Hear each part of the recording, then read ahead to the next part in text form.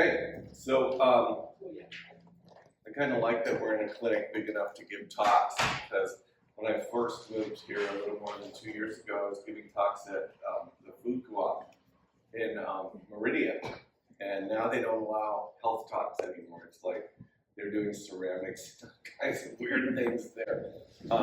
So at least we have a place to do talks, which is terrific. So we'll start out with talking about coffee and tea, and then we'll get into joints and we'll get into tendons. So is coffee healthy? Probably it is. There's studies that show that it is, but I would make some statements about it that it's more healthy if it's organic. I would not drink non-organic coffee. It's filled with pesticides and herbicides, and it's more healthy if it's verified that it doesn't have mold. So there's only a couple coffees in the world that are actually verified that don't have mold, because believe it or not, coffee is stored in big bags. These, have you ever been to a place where you saw a big bag of coffee stored in a place where they roast it? It's there for a long time. Sometimes it gets moldy, and so you want a coffee that is at least verified that it doesn't have mold before they put it in the roaster. So that's how I got into actually using Purity coffee. And this company, Key Vista, doesn't use Purity coffee. I would hope to convert them at some point, but Purity Coffee actually has a coffee laboratory. They're only one of the only places in the world that actually has a coffee laboratory.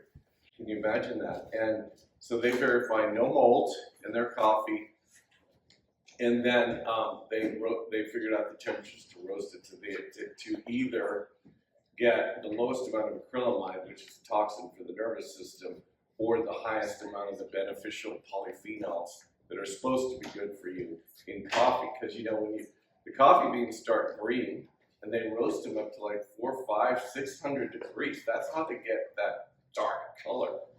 And so this company actually roasts at lower temperatures to preserve the beneficial phytochemicals. But I decided to start a new habit recently because I'm like a learnaholic. I'm always listening to podcasts, going to meetings, I'm teaching, learning from other people. So recently I heard this guy who wrote the Morning Miracle. I don't know if you've heard about this, but it's all these habits that you might do when you wake up in the morning before you really start your day. And he said he used to drink coffee, but now he makes sure that he drinks green tea or white tea in the first to get the really clean stuff in and the beneficial drink in. So I didn't do that actually this morning, but what I did do is I took my Armor colostrum, which is this organic colostrum. I'm into everything. I mean, everything in terms of health, because I've been doing this so long. And so this type of colostrum, I just said, okay, you're definitely doing that before coffee. You're doing green tea before coffee. The colostrum actually heals leaky gut, which is very interesting. It's very good for all kinds of things. Okay, so I've been interested in joints and tendons for a long time, and also one of my big interests is why does someone hurt? Why does one of my patients hurt? And what are the interrelationships? Because I found years ago when I used to work at the sports medicine clinic in Seattle that the average person would come in and they'd have pain, and someone would tell them, okay, you got this, they'd label it, and you need that. So it was you got this, you need that, very incomplete. And then people would go on and need a lot of physical therapy and a lot of treatment, and it wasn't working a lot of the times because it wasn't really a complete analysis. So I developed an approach called TIP, Tissues, Issues, and the Pain Processing System, years ago that I started teaching to other doctors to be very complete, because what I realized was, well, someone could come in with a knee problem, but part of the issue could be because their hip's not moving properly. And their shoes are unstable, and the knee is the innocent bystander. Someone could come in with a tendon problem, but part of the problem is that the muscle is really tight because it's got a trigger point in it, because the joint is loose in the neck. So then there's a muscle nearby that's really tight, it's trying to keep the neck from moving too much because the ligaments are actually loose from injuries. Massage therapists keep working on it. And then they developed tendonitis and tendinopathy and stuff I'm going to talk about. So I became like a Sherlock Holmes early on in the musculoskeletal system, but not just to find the one clue, but to find all of it and how it all fits together. I didn't want to just do sports medicine, musculoskeletal stuff. I got into functional medicine really early because I liked that it was getting at underlying causes. So then I took deep dives into the brain, cognitive impairment, neurological issues, and then a deep dive into the immune system for autoimmune conditions. Because I didn't think that was treated very well, I decided if something isn't being treated very well, I'm going to figure out how to do it. And I was given lots of opportunities to do that and give presentations. So the other thing that I'm going to be talking about is some things that we use for treatment here that I do. One's called frequency-specific microcurrent, which is abbreviated FSM. It's this amazing modality. It's applied to a person. It does, you don't feel it, but it does frequencies on channel 1 and channel 2. The channel 1 is the condition like inflammation, trauma, allergy, and the channel 2 channel is the joints or the tissues, the brain, parts of the brain. It could actually treat anything in the human body, including fatty liver and all kinds of things. So I'll be talking about that a little bit as it relates to tendons and joints, but I use it for the brain, I use it for the liver, I use it for the kidneys, I use it for all kinds of things.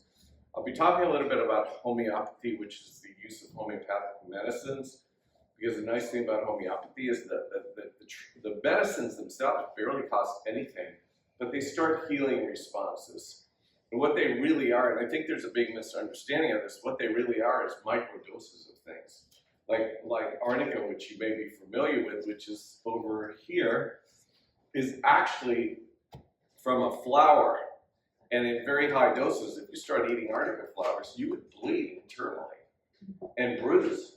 But if this gets diluted to a certain level, and you like hurt yourself and start to bleed and bruise, and you put arnica gel on, you won't bleed and bruise very much. So that's one of the concepts. I think the easiest way to explain it is with arnica, because a lot of people have used that. Decreases swelling, it decreases bruising, but in a high amount of it, it causes that. So when I talk about homeopathic medicines for some of these conditions, that's what they do. They start healing responses. They often don't do the whole thing, but I incorporated my practice for a lot of things because they can be so beneficial and they're so inexpensive, they usually don't cause any side effects. The only time a homeopathic medicine will cause a side effect is you take it too much. So we usually start at 3 times a day and then taper it down. Or there's a more sophisticated way of homeopathic prescribing where I see a person for an hour and do a homeopathy consult and figure out everything their body needs. It's called a constitutional medicine, and then a chronic reactional medicine, and then tissue medicine, and different things to sort of set them up for healing for all kinds of things. But when we use things like Rustox for joints and rutogravulins for tendons, that's more like what we call acute homeopathy, which is like using something to treat something, or take Brionia before you go on a walk because it's a homeopathic medicine that decreases pain with movement. And so that's what we call acute prescribing, which is a little bit less sophisticated than really in-depth prescribing to get someone healing on a deeper level. And I'm convinced these days that so many of us are just our bodies are so insulted by so many things that we really need more help, with healing or setting up the conditions for being really healthy.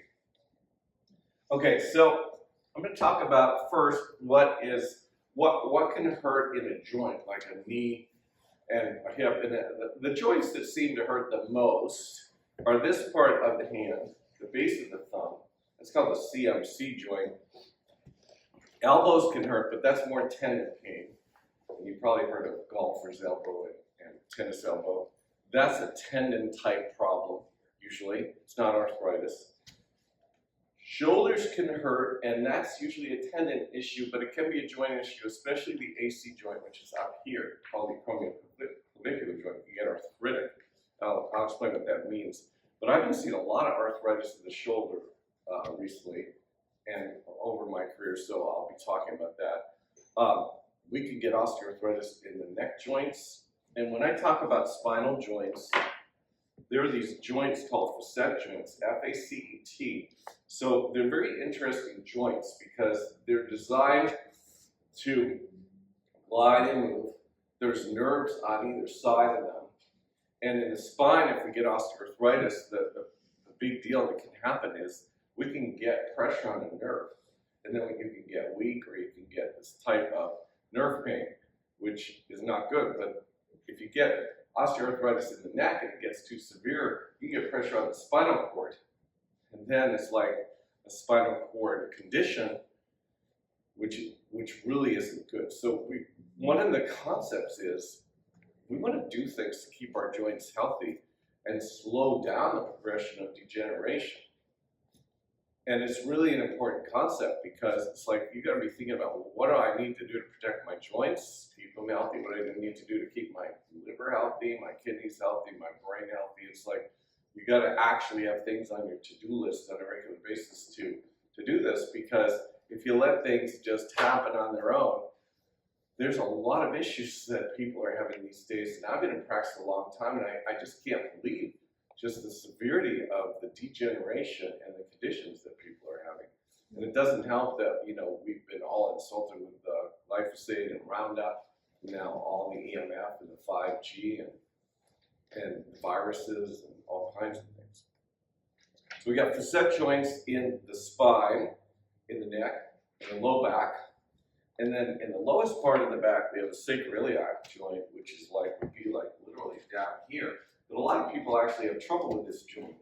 And this gets missed a lot. I see this because a lot of times someone goes to a doctor and my back hurts, and they don't even evaluate this joint. It's a big joint. There's two sides of them. They can move. They can become loose. And when this is really bad, someone could actually limp or have pain when they step on it, or it can give out. And I actually I had that condition because one time I was hiking up, my foot caught a hole in the North Cascades in Washington and just pulled my whole leg. And that's one way that people can sprain this. But you can fall and sprain this. And so this is not uncommon to have joint pain here. And that causes pain like in this back area here. And what's really interesting is different structures can actually have localized pain, but they can also have referred pain, which means there's pain somewhere distant from the structure. Like if this is acting up, a person's going to have pain down the whole back of the leg. If they have a nerve problem, then that will be the distribution of the nerve problem, like sciatica. And sciatica is different than a nerve problem because a nerve problem would be just one nerve, like one nerve root. And that can happen from arthritis in the neck or the low back. Arthritis is very common in the knee, and people don't realize there's 3 joints in the knee. Did you know that? I was going to do a quiz and hand out prizes for you guys, but I decided not to because if you don't know the answer, it can be too embarrassing. Nobody knows the answer, so we just handed out coffee and tea to everybody. But we do have there's a company that brought in these extremely cool packets of stuff that you can put in water to heal your gut. And I know there's some place, so if I do a test and you get it, I'm going to hand you one of those. But anyway, because I was going to ask how many joints does the knee have, but I can't give you the answer. So one of the joints is the kneecap joint, and that causes anterior knee pain, like in front of the knee pain. And if someone has a problem there, they're going to have grinding. They could have what's called crepitus. They go, my knee makes noises. Or it can swell. Now, not every joint in the body swells if there's arthritis. Only the surface ones, like the knee. The hip does not swell if there's arthritis. It's too deep. The neck doesn't swell with arthritis. So most joints don't swell with arthritis. So we can have kneecap degeneration. That's called chondromalacia. We can have a problem with this joint, but that's pretty unusual where the fibula comes up. But the main part we're going to have problems with is the big knee joint, where the femur meets the tibia. That can be a combination of problems with the meniscus, the surface lining of cartilage, and then the synovial fluid. So now I want to talk about what osteoarthritis is different than other types of arthritis. Osteoarthritis is degeneration of joint surfaces, so it's a loss of chondrocytes The chondrocytes are the cartilage cells. And they actually are supported by the matrix. Sounds like the movie, The Matrix, right? So the interesting thing is, like when I talk about how some things work to help, I'm going to say, oh, that supports the chondrocytes. Oh, that supports the matrix. So I'm going to tell you what's really interesting is the average person goes to the average doctor and says, this hurts. And then maybe they get an x-ray and they say, and all they do is say, okay, why don't you take some ibuprofen? And that's it. It's a completely incomplete, non-comprehensive evaluation of all the regions that could be involved.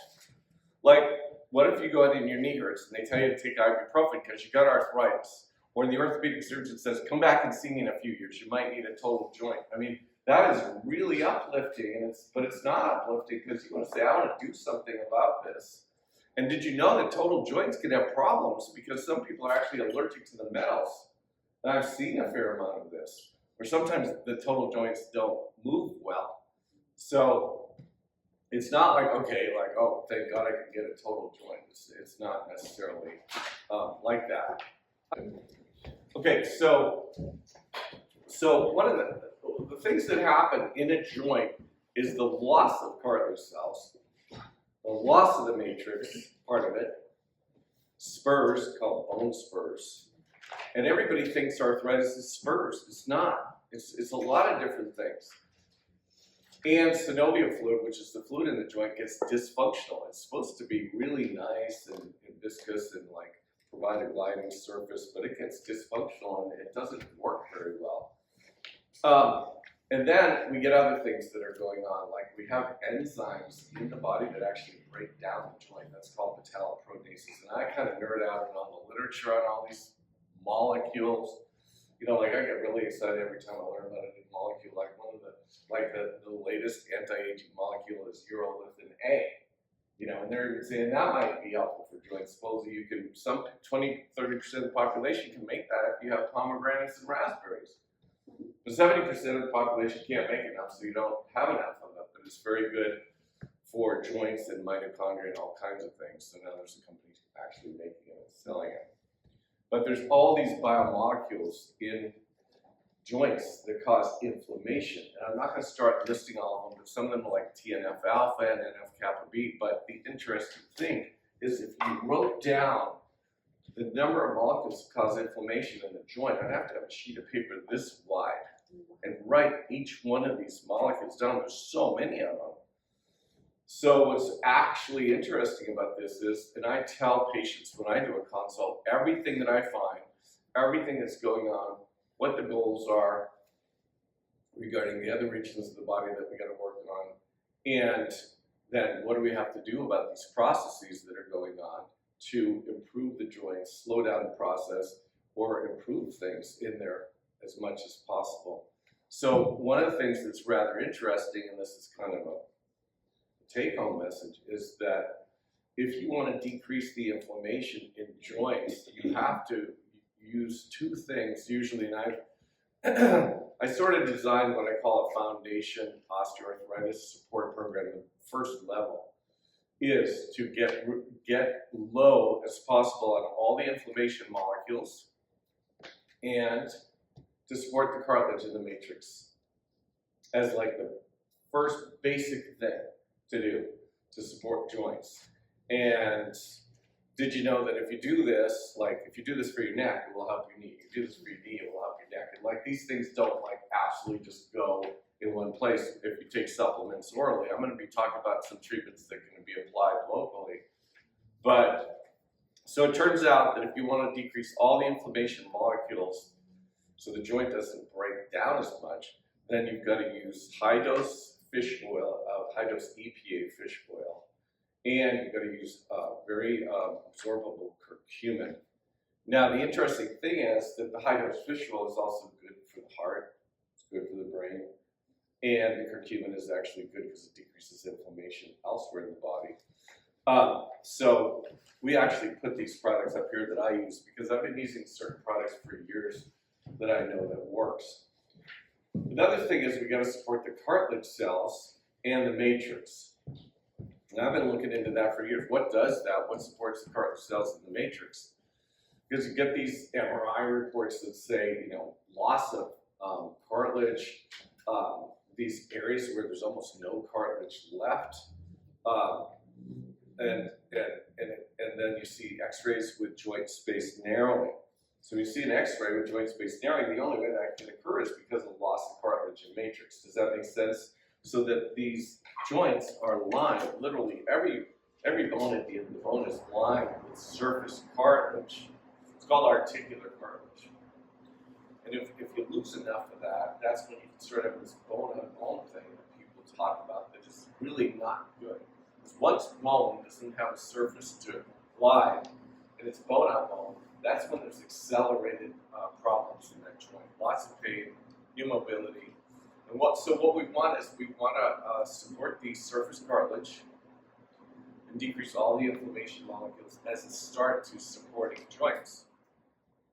So there's a lot of research on glucosamine sulfate, which is a particular supplement, but there's a lot of confusion about it too, because people think they can go to Costco and just grab what's ever on the shelf and save some money and get the right thing. But what's really interesting is that there's only certain forms of glucosamine that actually do much. And those forms are a little more pricey to make, and I've never seen the right forms at Costco. So I say to people, look, you want to buy a TV, buy it at Costco. Unless you have a spinal problem, don't lift the thing. Then buy that at Best Buy and have deliverance. Don't buy heavy things at Costco if you got to lift it, if you got a spinal problem. But choose your supplements wisely and make sure they're in the right formulation to actually do what you want them to do. Because Costco specializes in lower priced things that you get in bulk. And in general, I haven't found their supplements to be the right formulations for what I want for my patients. So it turns out, in order for glucosamine to support these cartilage cells and the matrix, it has to be a certain type. So first of all, it has to be glucosamine sulfate, not glucosamine hydrochloride. So you look at a label. I always like to educate my patient. Look at the label if you're going to get something. And it shouldn't say glucosamine HCl because that doesn't work. And then someone says, what about chondroitin sulfate? I say, well, that's not the same thing. But chondroitin sulfate is from the windpipes of cows in slaughterhouses. And I don't know about you, but I don't think that that's a very healthy source for supplements because of these slow viruses and things that are in the average cattle these days, as well as, the average cattle has all kinds of, toxins in their body, glyphosate and all that. So I don't think that chondroitin sulfate is really a clean source for anybody to be taken on a daily basis. Although there's studies that support 400 milligrams and stuff 3 times a day. The time that I use chondroitin sulfate is if someone has this thing called mast cell issues, MCAS. And then I may use it, but I've got a special form that it isn't from the windpipes of cows in slaughterhouses. Because the interesting thing is chondroitin sulfate can stabilize mast cells, which are your allergy kind of cells. And if they get out of control, that causes a whole other range of problems. So, but in general, glucosamine sulfate is really important to take for joint health. So about, 12 years ago, my clinic in Bellevue, Washington, because that's where I have my own clinic. I always say it's funny because now I actually have a job because I work for this clinic. I didn't used to have a job. I used to run my own clinic, and I ran it for years and years and years and years. But I also ran a big meeting for all the functional medicine doctors in the greater Seattle area, too. So I brought in a speaker once a month on something, new and good and leading edge. And I did it for like 15 years. So I was the one that they always used to contact and say, hey, Dr. Everett, want to come in and talk to you about this or that or whatever. So I would learn about a lot of stuff. So one time, Vital Nutrient, which is a new supplement company, came in and said, we want to talk to you about glucosamine because we know you use a lot of it. Did you know that most glucosamine is made from shellfish, from mollusk shells? And I said, yeah, I knew that. He said, well, did you know how much lead and mercury people are getting if they take it every day? I said, no, I've never done the calculation. He said, let me show you the calculation. My eyebrows went through the ceiling. Now, my clinic in Bellevue did not have a ceiling this high, but my eyebrow, oh my God, I can't be giving people that kind of lead and mercury trying to support their joints. So then they showed me this. They had created a vegan glucosamine sulfate that met all my requirements. It was stabilized. It was something called crystallized. It was stabilized. So I've been using that for like, I don't know, 12 to 15 years now, with very good results supporting the cartilage cells and the matrix as part of a basic program. But there's still a lot of misunderstandings about glucosamine sulfate. So here's some things that are really interesting. And this is the one that I use. So did you know that if you have one joint you want to support, you need 1,500 milligrams at one time? So these come in 750s, which is why I like them, along with everything else that I like about it. But well, people would like take one twice a day. It doesn't. It needs to reach this peak dose to get into the joints. So you got to take two, one time a day, say for a knee or hip. But if you want to support more than one joint, you take two twice a day. So if you say, I got arthritis in my neck, in my knee, or I've got degeneration, or I need to keep more joints healthy, then you take two twice a day. And that would be the right dose to support the joints. There are no side effects from this. And in regard to, curcumin, there are occasional people that don't tolerate curcumin. There's even some genetic things about that, but it's rare. In general, people tolerate curcumin. I always tell people, look, if you're on a blood thinner, curcumin might have a little bit of effect on platelets, but it's not a big deal. Fish oil is the same thing. Fish oil, like this one is a very high EPA. So what a lot of people don't realize is, fish oil caps are not all the same. Most of them are extremely low dose. They're low dose in the EPA, which is good for the joints and the heart, and they're low dose in the DHA, which is good for your brain and your nervous system. And they just have a lot of other oil in there. And so for a lot of that, these other capsules, including the stuff at Costco, you have to take a lot of them to get the amount of EPA you need to support your joints. This particular product is the highest in EPA. It's incredible. It's got 1,125 milligrams in two soft gels. So if you take two twice a day, you're gonna like get very high anti-inflammatory effects from this, whereas a lot of the Costco stuff and other stuff, you gotta take like 8, 12 of them, and then you get all this other junk with it. So choosing the right things to support your joints is important. Okay, let's talk about when supplements, what's the concept here? Well, if you're gonna do supplements for joints, you wanna wait at least 8 weeks to say, hey, how's that doing? Because all the studies, that's what it took for them to do enough. Although the homeopathics sometimes work quicker. We actually have a homeopathic called arthritis, which is very interesting because it's got like multiple different things in it. But this product is very good for decreasing pain or pain with motion. You can take 2 under your tongue, 15 minutes away from coffee, tea, toothpaste, food, water. But because of the dosing of the homeopathics in here, it doesn't work on a deep level. So what's very interesting about homeopathy is the higher the dilution, the deeper it works, like the more healing occurs. So like if I see someone with significant arthritis of a joint, I'm gonna put them on Roostox with a dose of 30C, but I'll also have them get some of this to take just for pain relief and for, doing whatever they wanna do. So let's talk about what else can be done for joints. Okay, so if someone's hurting in a knee or a shoulder or a thumb and x-rays show joint space narrowing, that's going to indicate that there's enough damage that's gone on that a person's going to need extra support as well as the supplements, okay?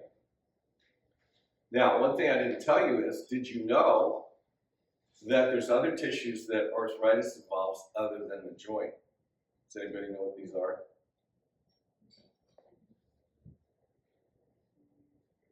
The tissues that live right in the neighborhood. The tendons, the muscles, and the bone. This is newer information. It's really interesting to me, but there's all this information about what happens to these structures and bone actually changes in these joints. So when I analyze a patient, I also look at the bone structure of the joint they're dealing with to see if I need to support that bone. Okay? The other thing that could happen is people could actually get fluid in the bone. That's called bone edema. And that's very painful to have fluid inside the bone. So if there's fluid inside the bone on an x-ray, that means that needs to be dealt with. So some of the things that I use frequency-specific microcurrent is to decrease the fluid in the bone, to decrease the inflammation of the joint.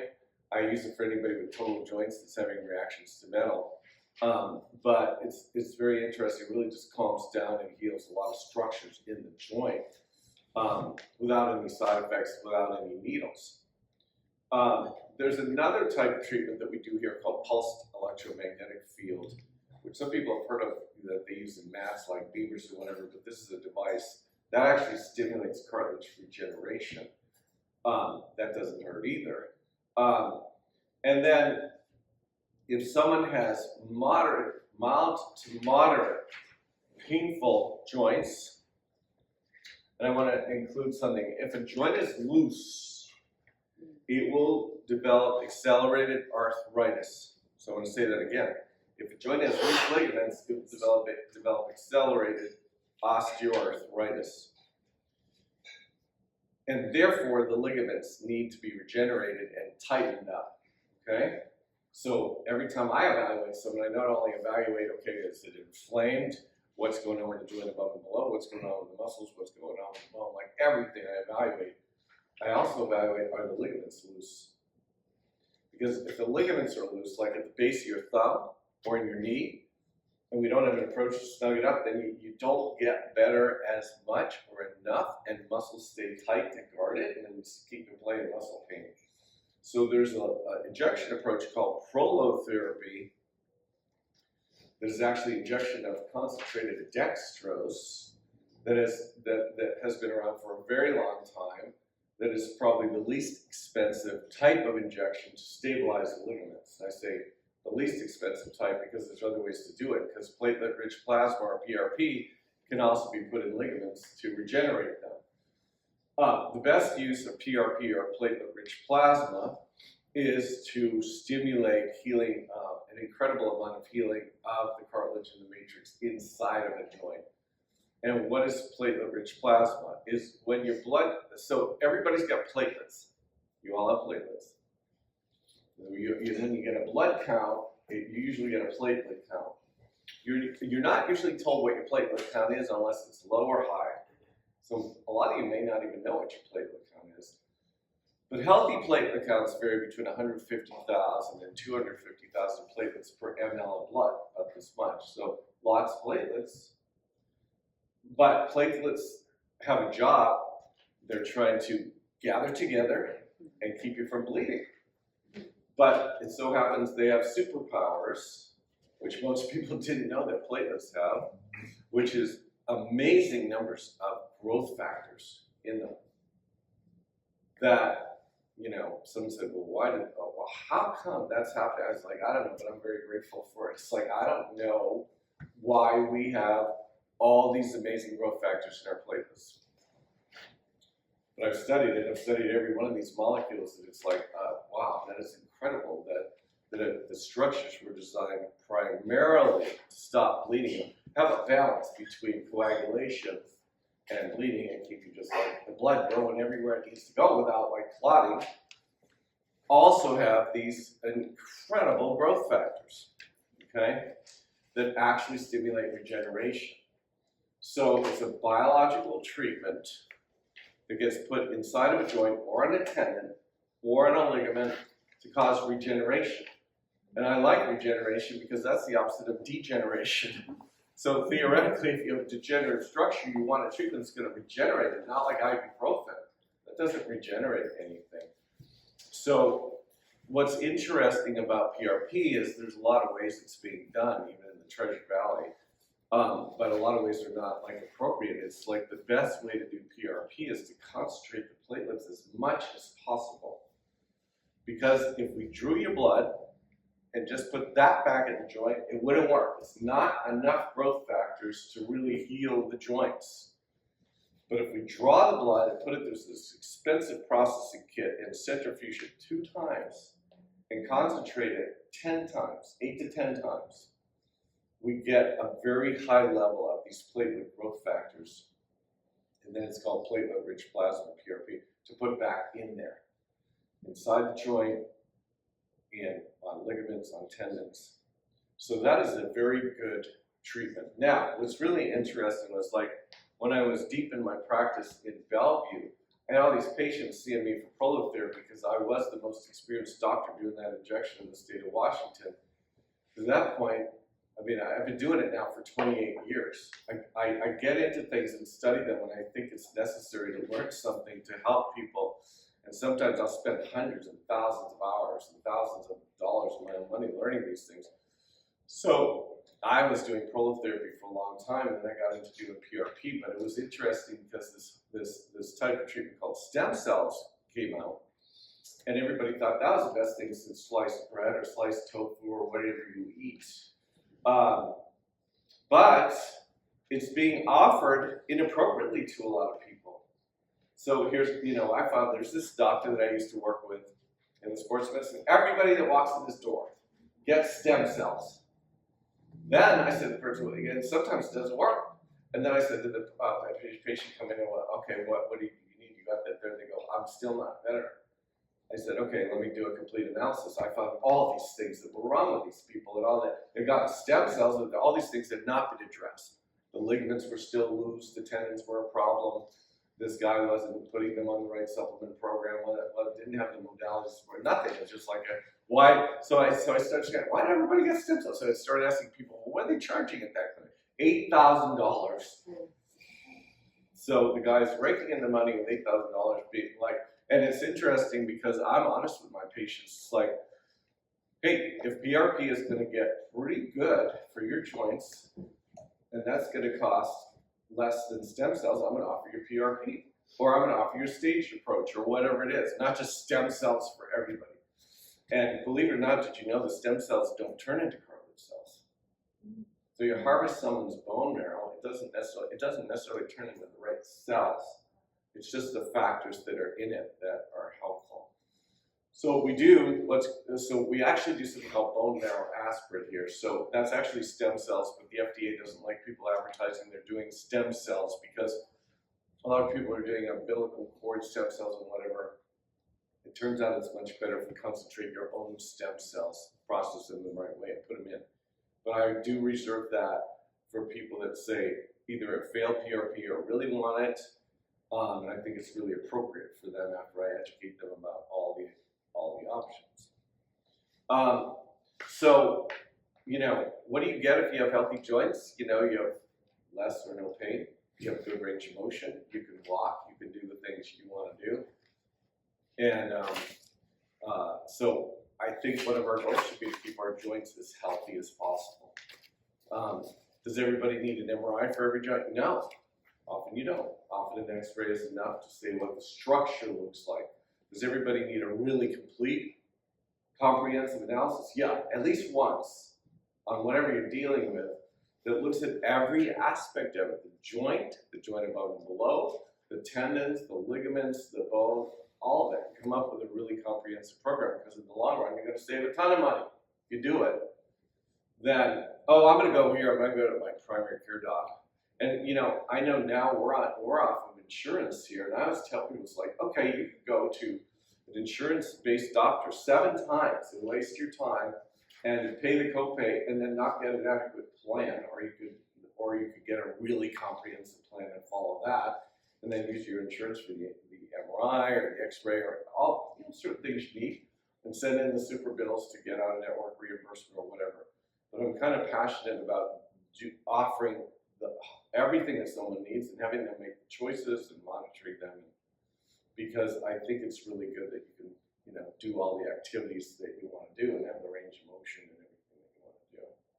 Does anybody have any questions about joints before we go on to tendons? Yeah. So in lieu of an MRI, what is your approach to doing a thorough comprehensive assessment in the office? I examine every joint, I examine the ligaments. Is there an excessive motion? I watch people walk, if anything's in the lower extremity.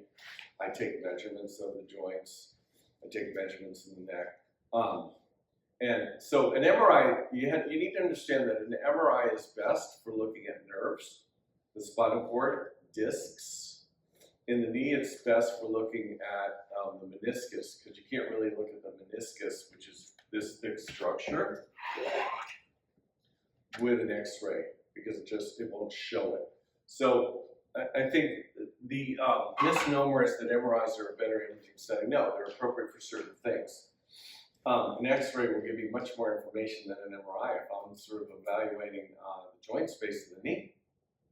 But I know when to order an MRI, and I also know some of the insurance aspects, because when I order an MRI, I want to make sure the insurance is going to cover it.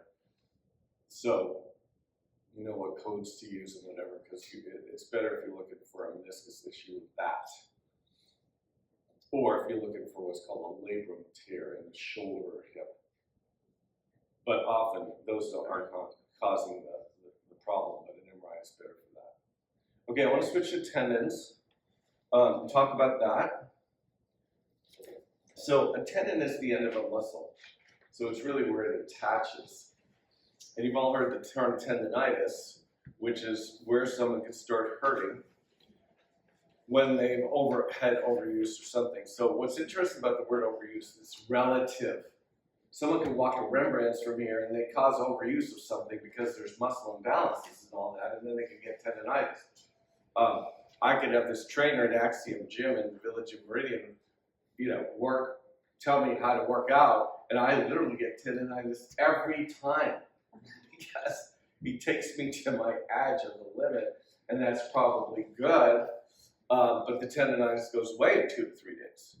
So there's a difference between the word tendonitis and the condition where it's temporary inflammation of a tendon, which goes away pretty quickly, versus tendinopathy or chronic tendonitis, which is a degenerative condition. It is not regular tendonitis at all. But do most doctors know about this? No. The average primary care doc, the average family practice doc, the average doc does not know the difference. So everything gets treated the same. They're totally different animals. Why? Because a degenerative tendon, called tendinopathy, can tear. So, why would someone tear their Achilles if they're playing pickleball? Well, they probably had tendinopathy first. Then they ran for something and they tore it. So tendinopathy weakens the tendon. Okay? So it's a more serious condition and really needs to be regenerated because it's a degenerative tendon.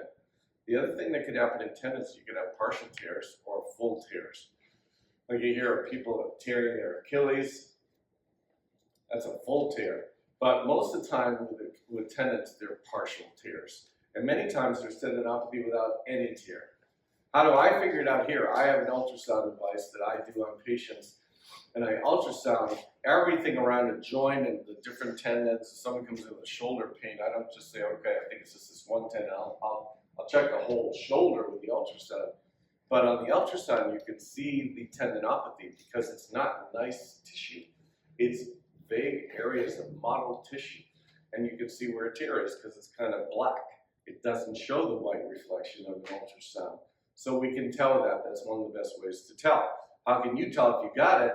Well, there's areas of the body that have the tendons that are more likely to hurt. And I'll tell you where they are. We'll go from the hands. This part of the thumb and the wrist has tendons that are very likely to develop tendonitis. The elbow here develops golfer's elbow, which is actually a tendonitis of the flexor tendons. Develops tendonitis here, even if you don't play tennis, which is the extensor tendons. And often this is tendinopathy. When people have pain here that lasts for months, it's tendinopathy. The rotator cuff, and there's 4 of these muscles, can develop tendinopathy, and it's one of the most common places in the body for this stuff, and partial tears. And then you have pain with motions of your shoulder or pain when you press on it. Because remember, these tendons are right next to the bone, so often you find you go, oh, that hurts. Shouldn't be that sensitive, but it often hurts with motion, hurts with testing it. The biceps tendon, which goes right near the rotator cuff, is frequently injured. And then as we go down, we got the quad tendon here, which attaches to the kneecap, and if there's tendinopathy in there, that can tear in half. I had a gal the other day that had that, the ultrasounding, and then showed her the images. So we got to do something about this because I don't want you to come in here with a ruptured quad. She actually had a tendinopathy of the quad and the patella tendon, which is not that uncommon. And then the other place is the hip. Did you know that although most people say, well, we got IT band syndrome, we got this, that, most of this pain on the side of the hip is tendonitis or tendinopathy. And most of the reason for bursitis is because there's tight muscles pulling up and just putting pressure on the bursa. That's why steroid injections don't make sense, because they don't get at the root of the problem for stuff on the lateral hip. There's a lot of issues regarding muscle imbalances. And then the Achilles is a very common place for tendon problems. So tendon problems can be treated with physical therapy with what's called eccentric exercise. And that can work for a lot of it, but sometimes it doesn't. And my thing is, like, I want to know, do you still have tendinopathy on ultrasound? Like, is everything done because the pain went away, or you still have it? Partial tears are not that well treated by physical therapy, but tendinopathy still may not respond to physical therapy, so it may respond to laser treatments, and we have laser treatment here. I love the laser because it's like a spot welder to heal things. It doesn't hurt, but the only problem with it is you got to come in frequently for the laser, like at least twice a week for the laser. But it's nice because there's no needles. The other thing that can help heal tendinopathy is frequency-specific microcurrent, or FSM. And I feel a lot of tendinopathy with that. But if the tendinopathy is severe enough on ultrasound or there's partial tears, that's when I always recommend PRP or the platelet-rich plasma, because then the tissue has to be regenerated. There isn't a lot of option there. It has to be regenerated to accomplish that.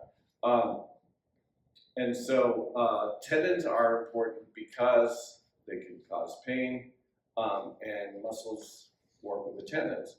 But the other thing that has to be done is to check out whether muscles are tight and actually pulling on the tendons. Sometimes people need treatment for the muscles, you know. Well, why are the muscles in imbalance and pulling on these tendons? So it needs to be looked at not only like, well, you got tendinopathy or partial, why do you have it? What's going on here? What can you do about it? And did you know that oftentimes neck issues contribute to shoulder issues, and low back issues contribute to Achilles and hamstring issues? So the spine has to be looked at with any kind of tendon issues or pain issue. And oftentimes the reason why people have pain is a combination of tissues that have issues. And there's reasons for it. And it all has to be looked at to put it together. Okay, so that's the end of the formal talk.